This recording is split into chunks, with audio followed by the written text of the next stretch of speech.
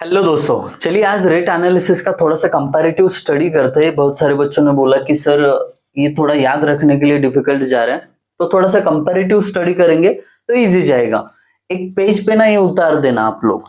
देखिए, पहले कंक्रीट का रेट एनालिसिस है, बाद में ब्रिक वर्क का, यूसीआर मैसनरी का, प्लास्टरिंग और पॉइंटिंग दोनों के लिए एक ही होता है स्टेप्स रेट एनालिसिस का। अब देखिए, सबसे पहले कंक्रीट में आपको वेट वॉल्यूम अगर दिया है ठीक बात है, अगर नहीं दिया तो 10 मीटर क्यूब अज्यूम करना है।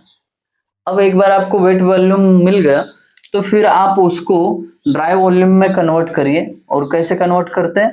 1.52 से मल्टीप्लाई करके 52% मोर ना बढ़ाते हैं हम। फिर उसके बाद सीमेंट का वॉल्यूम कैसे निकालते हैं? ड्राई वॉल्यूम डिवाइडेड बाय वो जो प्रोपोर्शन दिया होता है ना, 1:2:4 या 1:1.5:3, तो उनका एडिशन करना है यहाँ पे, इनटू उसमें सीमेंट का कंटेंट कितना है, पहला 1 होता है, उसे मल्टीप्लाई कर देना। सेम फॉर्मूला आप सैंड वॉल्यूम और कोर्स एग्रीगेट के वॉल्यूम के लिए लगा सकते हो। नंबर ऑफ सीमेंट बैग्स में याद रखना, जो सीमेंट वॉल्यूम आएगा उसको 0.035 से डिवाइड करना है। ये हुआ रेट एनालिसिस ऑफ कंक्रीट, जिसमें सीमेंट, सैंड और कोर्स एग्रीगेट तीनों निकाले जाते। अब देख लेते हैं ब्रिक वर्क का रेट एनालिसिस। वेट वॉल्यूम अगर नहीं दिया है तो 10 मीटर क्यूब अज्यूम कर लेना, जैसे यहाँ पे भी किया था। उसका ड्राई वॉल्यूम कन्वर्जन कैसे होता है?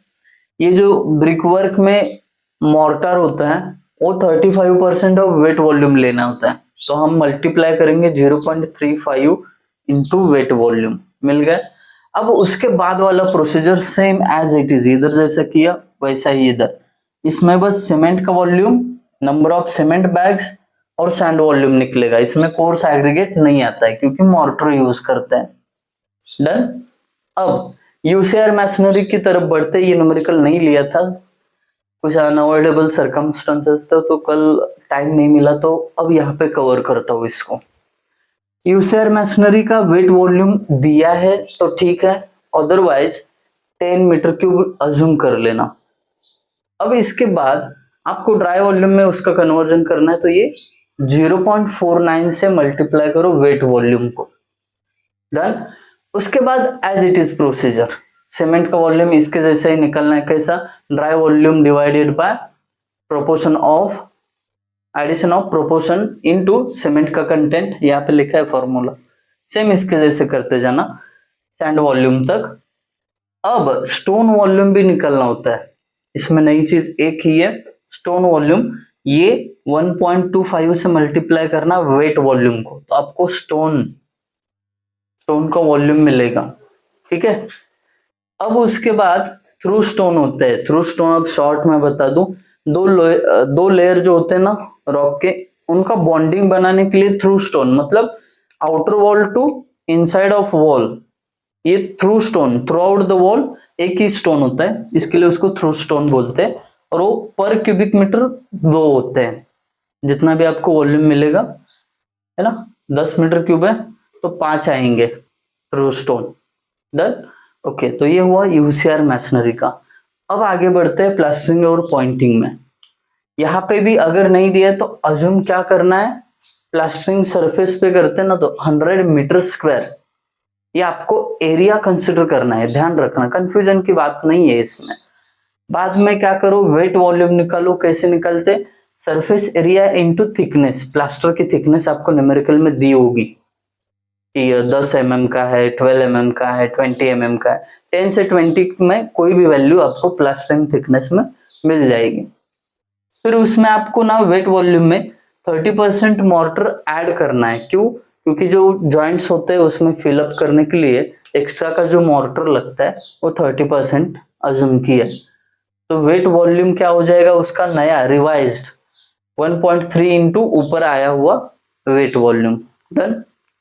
उसके बाद ड्राई वॉल्यूम का कन्वर्जन 25% से बढ़ाना है आपको, मतलब 1.25 से मल्टीप्लाई करोगे जो नया वेट वॉल्यूम आया है उसको।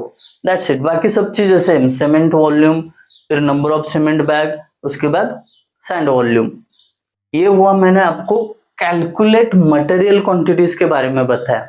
अब अगर उन्होंने प्रिपेयर रेट एनालिसिस बताया ना, तो नीचे बस एक लेबर का टेबल ऐड कर देना, मटेरियल का टेबल ऐड कर देना, दोनों के खर्चे ऐड कर देना और उस पे वाटर चार्जेस और कॉन्ट्रैक्टर प्रॉफिट निकाल देना। एक सम लिया है मैंने वैसा, तो वो देख सकते हो आप। ठीक है, अब ये सब चीजें हो गई।